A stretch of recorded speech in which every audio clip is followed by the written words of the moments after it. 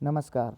आज के वीडियो में हम लेकर आए हैं कक्षा 6-7 की प्रवाह कार्य पुस्तिका हिंदी के आकलन 6 और 7।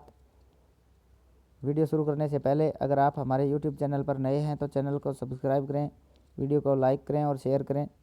तो आकलन 6 का अध्ययन करते हैं।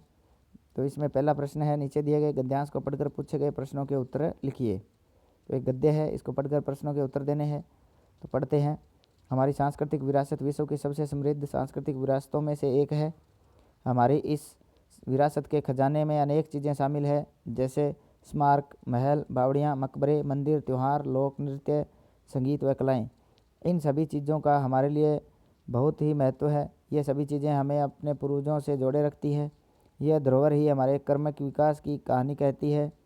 यदि संस्कृति के इन चिन्हों को मिटा दिया जाए तो हमारा ऐतिहासिक गौरव से नाता ही टूट जाएगा। हम अपने पूर्वजों के प्रति कृतज्ञ कहलाएंगे, साथ ही स्वयं को अपनी जड़ों से कटा हुआ महसूस करेंगे। अतः हम सबका दायित्व है कि हम अपनी सांस्कृतिक विरासत को बचाए रखें। तो इसमें से प्रश्नों के उत्तर देने हैं। पहला प्रश्न है, हमारा ऐतिहासिक गौरव है। तो सांस्कृतिक धरोहर पेड़ पौधे, पशु पक्षी या कोई नहीं। तो इसमें हमारा उत्तर आएगा सांस्कृतिक धरोहर। तो विकल्प पहला है, तो इसको सही करेंगे। दूसरा प्रश्न है, हमारी सांस्कृतिक विरासत है। विकल्प दिए हैं, विश्व की सबसे समृद्ध, विश्व की सबसे कमज़ोर, साधारण या उपयुक्त में से कोई नहीं। तो हमारी सांस्कृतिक विरासत है वो विश्व की सबसे समृद्ध विरासत है। तो विकल्प पहला सही है, पहले को सही करेंगे। उसके बाद तीसरा प्रश्न है, सांस्कृतिक विरासत हमें जोड़े रखती है, विदेशों से, अपने पूर्वजों से, विदेशी संस्कृति से या कोई नहीं। तो सांस्कृतिक विरासत है हमें अपने पूर्वजों से जोड़े रखती है। तो विकल्प दूसरा सही है, तो उसको सही करेंगे। उसके बाद प्रश्न चौथा है, सांस्कृतिक शब्द बना है संस्कृति प्लस क, संस्कृति प्लस इक, सां प्लस कृति क प्लस सांस प्लस कृति। तो इसमें हमारा जो सही उत्तर है वो विकल्प दूसरा है, संस्कृति प्लस इक। तो इसको सही करेंगे। उसके बाद पांचवा प्रश्न है, हमारी सांस्कृतिक विरासत में कौन कौन सी चीज़ें समाहित है। तो इसमें लिखेंगे, हमारी सांस्कृतिक विरासत में स्मारक, महल, बावड़ियाँ, मकबरे, मंदिर, त्यौहार, लोक नृत्य, संगीत व कलाएँ हमारी सांस्कृतिक विरासत में शामिल है। इसके बाद छठा प्रश्न है, सांस्कृतिक विरासत हमारे लिए महत्वपूर्ण है कैसे। तो लिखना, उत्तर लिखेंगे, सांस्कृतिक विरासत हमें अपने पूर्वजों से जोड़े रखती है, इसलिए हमारे लिए महत्वपूर्ण है। इसके बाद सातवां प्रश्न है, हमारे क्रमिक विकास को कौन बयां करता है। उत्तर लिखेंगे, हमारी जो सांस्कृतिक धरोहर है वो हमारे क्रमिक विकास को बयां करती है। आठवां प्रश्न है, नीचे दिए गए विराम चिन्हों के नाम लिखकर वाक्य प्रयोग कीजिए। तो विराम चिन्ह पहला दिया गया है प्रश्नवाचक। तो लिखेंगे, इससे वाक्य बनाएंगे, तुम कहाँ जा रहे हो। उसके बाद अल्प विराम है, तो सीता, गीता और सीमा घूमने गई। तो सीता और गीता के बीच में अल्प विराम का प्रयोग करेंगे। उसके बाद विस्मयबोधक चिन्ह है, तो इसको लिखेंगे, अरे तुम कब आए। तो अरे के बाद विस्मयबोधक चिन्ह का प्रयोग करेंगे और वाक्य प्रयोग करेंगे। उसके बाद नौवां प्रश्न है, इनके बारे में लिखिए। अध्यापक, तो अध्यापक के बारे में लिखिए। तो अध्यापक बच्चों को पढ़ाते हैं। उसके बाद कुम्हार, तो मिट्टी के बर्तन बनाता है। तो ये इनके उत्तर हो जाएंगे। उसके बाद 10वां प्रश्न है, नीचे लिखे शब्दों के दो दो अर्थ लिखते हुए वाक्य प्रयोग कीजिए। शब्दों के अर्थ प्रयोग करते हुए दो दो वाक्य प्रयोग करने। जैसे आम शब्द है, तो आम का अर्थ साधारण भी होता है और आम एक फल भी होता है। तो वाक्य प्रयोग करेंगे, वह एक आम आदमी है, और फल के अर्थ में मुझे आम पसंद है। इसी तरह हल है, हल शब्द का अर्थ समाधान होता है। तो इसमें लिखेंगे, इस प्रश्न को हल कीजिए। और दूसरा, खेत जोतने का यंत्र, किसान खेत में हल चला रहा है। तो दोनों इसके अर्थ में वाक्य प्रयोग हो जाएगा। इसके बाद आकलन 7वां है, निम्नलिखित कहानी को पढ़कर दिए गए प्रश्नों के उत्तर दीजिए। कहानी दी गई, इसको पढ़ते हैं। गणपत बहुत खुश मिजाज छात्र था। विद्यालय में उसे सभी लोग चाहते थे।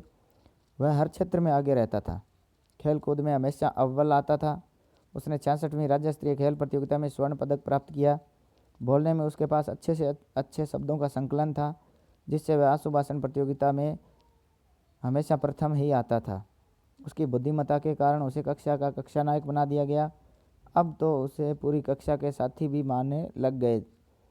उसका मित्र सुनील कहता है, हमें खुश रहना चाहिए, जिससे हम सब कुछ जो पाना चाहते हैं पा सकते हैं, गणपत की तरह। तो पहला प्रश्न है, खुश मिजाज का अर्थ है। विकल्प दिया गया है दुखी रहने वाला, प्रसन्नचित्त, शर्मिला या खिलाड़ी। तो खुश मिजाज का अर्थ होता है प्रसन्नचित्त, तो विकल्प दूसरा सही है, तो इसको सही करेंगे। प्रश्न दूसरा है मित्र का सही समानार्थी शब्द है। मित्र का समानार्थी है कक्षा नायक, शत्रु, सरल या सखा। तो मित्र का समानार्थी होगा सखा, तो चौथा विकल्प सही है, इसको सही का निशान लगाएंगे। तीसरा प्रश्न है आशुभाषण पद में विशेषण है। आशुभाषण इनमें से कोई नहीं। तो आशुभाषण में विशेषण पद है वो है आशु, जो भाषण की विशेषता बता रहा है, तो इस पर सही का निशान लगाएंगे। उसके बाद चौथा प्रश्न गणपत की विशेषताएं थी। 4 विकल्प है उदंड, शर्मिला, लड़ाकू या साहसी, खुशमिजाज, बुद्धिमान, सहयोगी, उदंड। तो गणपत की विशेषताएं थी वह खुशमिजाज था और बुद्धिमान भी था। तीसरा विकल्प है, तो मैं सही करेंगे। पांचवा प्रश्न है इस कहानी में आए संज्ञा शब्द और सर्वनाम शब्द लिखिए। तो संज्ञा शब्द है, तो इसमें से छांट के लिखने हैं, जैसे गणपत है, विद्यालय, राज्य, स्वर्ण पदक, कक्षा, सुनील, ये सभी संज्ञा शब्द है। और सर्वनाम शब्द है, जैसे लिखेंगे उसे, वह, उसने, उसके, उसकी, उसका, हमें, हम सब, ये सारे सर्वनाम शब्द दिए गए हैं, तो इनको यहाँ लिखेंगे। इसके बाद छठा प्रश्न है आप गणपत के मित्र होते तो गणपत के बारे में क्या सोचते और लिखिए। गणपत एक अच्छा लड़का है, हमें भी गणपत की तरह कार्य करने चाहिए, हमेशा खुश मिजाज रहना चाहिए जैसा कि गणपत था। तो हमें गणपत के बारे में भी, गणपत एक अच्छा लड़का है, वह हमेशा अव्वल आता है, तो हमें भी उसके बारे में सोचना चाहिए कि हम वैसा बन सकें। उसके बाद सातवां प्रश्न है गणपत को कक्षा नायक किस आधार पर बनाया गया था। तो उत्तर लिखेंगे गणपत की बुद्धिमत्ता और खुश मिजाज होने के कारण वह हमेशा सभी क्षेत्रों में अव्वल रहता था, इस कारण उसे कक्षा नायक बना दिया गया। आठवां प्रश्न है जैसे खट्टा से खटाई वैसे लड़ना से क्या बनेगा। लड़ाकू, लड़ाना, लड़ाई या लड़वाना। तो जैसे खट्टा से खटाई बना वैसे लड़ना से लड़ाई बनेगा, तो विकल्प तीसरा सही है, इस पे सही का निशान लगाएंगे। उसके बाद 9वां प्रश्न है कक्षा नायक का विग्रह कक्षा का नायक होता है, तो स्वर्ण पदक का क्या होगा।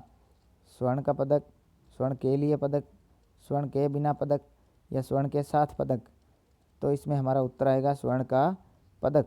तो पहला जो विकल्प है हमारा सही है, तो इस पे सही का निशान लगाएंगे।